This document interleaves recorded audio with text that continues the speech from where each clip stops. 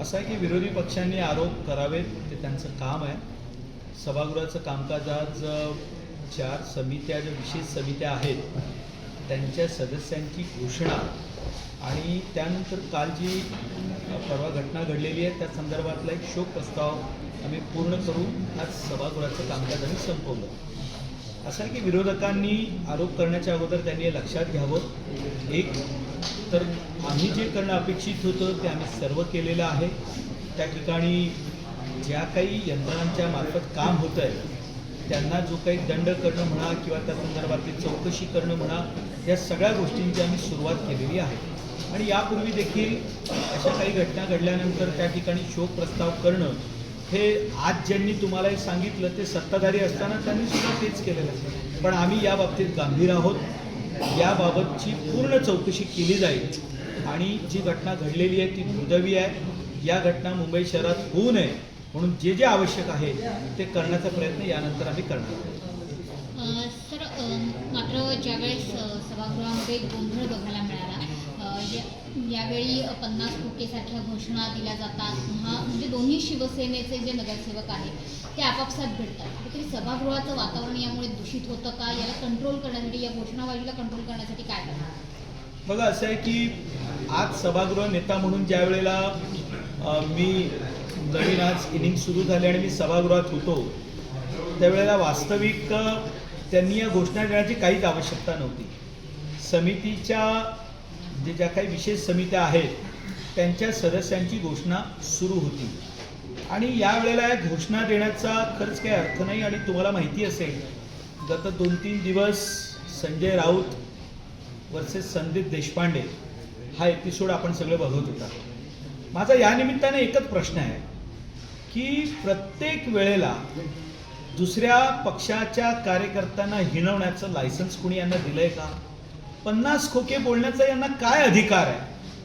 ज्या वेळेला 2019 साली युती आमच्यासोबत शिवाजी पार्कवरती छत्रपती शिवाजी महाराजांच्या प्रतिमेला अभिवादन करून आपण छत्रपती शिवाजी पार्कमध्ये सभा घेतली, त्यावेळेला BKC मध्ये सभा घेतली, त्यावेळेला सर्वत्र ठिकाणी आपण माननीय मुख्यमंत्री देवेंद्र फडणवीसजी यांच्या नेतृत्वाखाली निवडणुका लढतोय आणि तेच मुख्यमंत्री होतील असं आपण हात उंचावून समोर बसलेल्या जनसमुदायाला जेव्हा आपण सांगितलं आणि त्यानंतर उद्धव ठाकरेंना मुख्यमंत्री होण्याची एवढी प्रचंड घाई झाली होती की ते काँग्रेसच्या वळचणीला जाऊन बसले. त्यावेळी किती खोक्यांचा सौदा झाला होता? आम्ही कधी याबाबत बोललो का? आमच्या दृष्टीने महत्त्वाचं आहे की ज्या हिंदुत्वाच्या आधारावर माननीय शिवसेना प्रमुख वंदनीय बाळासाहेब ठाकरेजी आणि प्रमोद महाजनजी यांनी जी महाराष्ट्रात हिंदुत्वाची युती केली होती त्या विचारावर आम्ही चाललो होतो.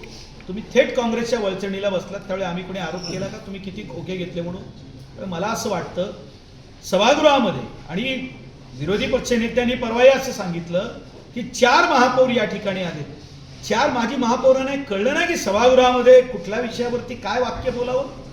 म्हणजे तुम्ही ज्या वेळेला माजी महापौरांचा विषय काढता त्यावेळेला ही सुद्धा एक आचारसंहिता आहे ना, की सभागृहामध्ये समोर तृष्णा विश्वासरावजी होत्या, यामिनी जाधव होत्या, आमच्या बाजूला प्रभाकर शिंदे होते, राखी जाधव होत्या, 4-4, 5-5 टर्म निवडून आलेले नगरसेवक समोर बसलेले होते आणि तुम्ही 4 माजी महापौरांचा वारंवार उल्लेख करता आणि त्यावेळेला तुम्ही अशा घोषणा देता. हे चुकीचं आहे. सभागृहाची एक आचारसंहिता आहे. सभागृहामध्ये गोंधळ घालण्यासाठी तुम्ही आलेला आहात हे तुम्हाला मुंबईकरांना दाखवायचं असेल तर तुम्हाला शुभेच्छा देतो. आणि मी यापूर्वी देखील स्पष्ट केलेलं आहे. 2 गोष्टी आज स्पष्ट करतो. एक तर आम्ही या सभागृहामध्ये काही सत्ताधारी म्हणून आलेलो नाही आहोत. आम्ही जनतेची सेवा करण्यासाठी आलोय आणि सेवेची संधी म्हणून आम्ही याच्याकडे बघतो. दुसरी बाब, आम्ही सभागृहाचं कामकाज चालवणार. नीट आठवा, किशोरीताई तुम्ही याच सभागृहात होतात, मी सुद्धा होतो. महाडेश्वर सर किती वेळा आले हे जर आपण माहिती काढली तर उत्तर देणं मुश्किल होईल. 3:30 वाजता सभागृह सुरू व्हायचं, 5:30 वाजता आपण सभागृह पूर्ण करून कामकाज आटपून आपण निघून जायचो. नगरसेवक हात वर करत राहायचे, परंतु आपण कधी कोणाला बोलायची संधी दिली नाही. हरकतीचे मुद्दे यायचे, सभा तहकुबीचे मुद्दे आलेले आहेत. आपण काय केलं त्यावेळेला? पण आम्ही स्पष्ट केलेलं आहे, आम्ही सभागृहाचं कामकाज वेळेवरती सुरू करणार. आज देखील महापौर या वेळेवरती सभागृहात आल्या, वेळेनुसार जो अजेंडा होता तो आम्ही पूर्ण केला. यानंतर सुद्धा सभागृहामध्ये वेळेची शिस्त पाळली जाईल. सभागृहाचं कुठलंही कामकाज टाळण्याचा विषय येत नाही. नवीन नगरसेवक जे निवडून आले, ज्या ज्या नगरसेवकांना आपल्या प्रभागातले प्रश्न मांडायचे असतील त्या सर्वांना संधी देण्याचं आम्ही नक्की केलेलं आहे. आम्ही मुंबईकरांना उत्तर द्यायला बांधील आहोत. रोज सकाळी जी 9 वाजता अमर भूपाळी होते रडण्याची, आम्ही त्याला उत्तर द्यायला बांधील आहोत. ज्या मुंबईकरांनी आम्हाला संधी दिली त्यांची सेवा करण्यासाठी आम्ही बांधील आहोत.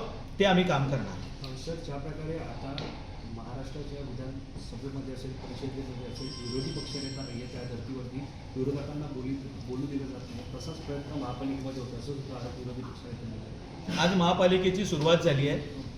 त्यामुळे आजच्या एका दिवसाच्या आणि 1-1.5 तासाच्या कामकाजाच्या आधारावरती कोणी मूल्यमापन करू नये. आपण विरोधी पक्षनेत्यांची नेमणूक केली, किमान त्यांची नेमणूक झाल्यानंतर आम्ही बाकं वाजून त्यांचं अभिनंदन केलं. छत्रपती शिवाजी महाराजांच्या घोषणा दिल्यानंतर कोणी दिल्या हे बघत आम्ही पाहिलं नाही, आम्ही त्याला प्रतिसाद दिला. आणि नीट आठवा, महापौरांची निवड होत असताना छत्रपती शिवाजी महाराजांच्या घोषणा झाल्यानंतर समोर काय जी अवस्था होती हे तुम्ही पाहिलेलं आहे. मला असं वाटतं आजच्या 1 तासाच्या कामकाजावरती कुणी या सगळे गणितं मांडू नये. विरोधी पक्षाला बोलायला सभागृहाचं कामकाज कुठे सुरू झालं आहे, बरंच काम आहे तुमच्याकडे आणि मी शुभेच्छाही देतो. बघा, असं आहे, विरोधी पक्षाला कुठेही दाबण्याचा आमचा प्रयत्न नाही आणि मी मनपूर्वक तुमच्या माध्यमातून शुभेच्छा देतो. याचं कारण पुढची अनेक वर्ष आपल्याला तिथेच बसायचं आहे. आम्ही इथे बसणार आहोत, तुम्ही तिकडे बसणार आहात. त्यामुळे तुमचं म्हणणं आम्ही शांतपणे ऐकून घेणार आहोत. त्यामुळे तुम्हाला शुभेच्छाही देत असताना तुम्हाला पूर्ण बोलण्याची संधी देणार, कारण आम्हाला याची पूर्ण कल्पना आहे.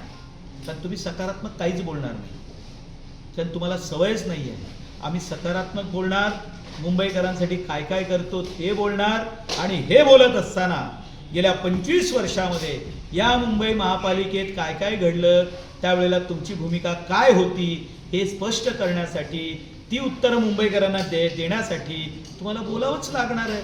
त्यामुळे आम्ही तुम्हाला पूर्ण बोलण्याची संधी देणार, अजिबात थांबवणार नाही.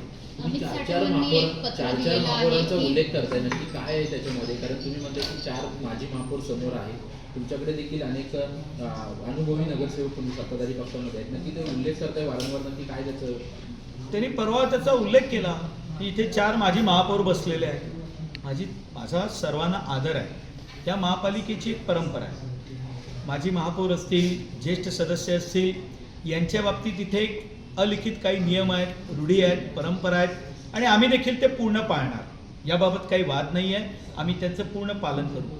पण ज्या वेळेला तुम्ही 4 माजी महापौरत आणि आसन व्यवस्थेच्या बाबतीत तुम्ही पहिल्या दिवशी जी वाक्य उच्चारलीत, मग ज्या वेळेला मागच्या बाजूने गोंधळ घातला जातो त्यावेळेला या 4 महापौरांनी त्यांना थांबवण्याची गरज नाही का? की बाबा हे महापालिकेचे नियम आहेत, आपण गेली अनेक वर्ष सत्ताधारी होतो, त्यावेळेला आपण हे नियम समोर सांगत होतो. आज तर आम्ही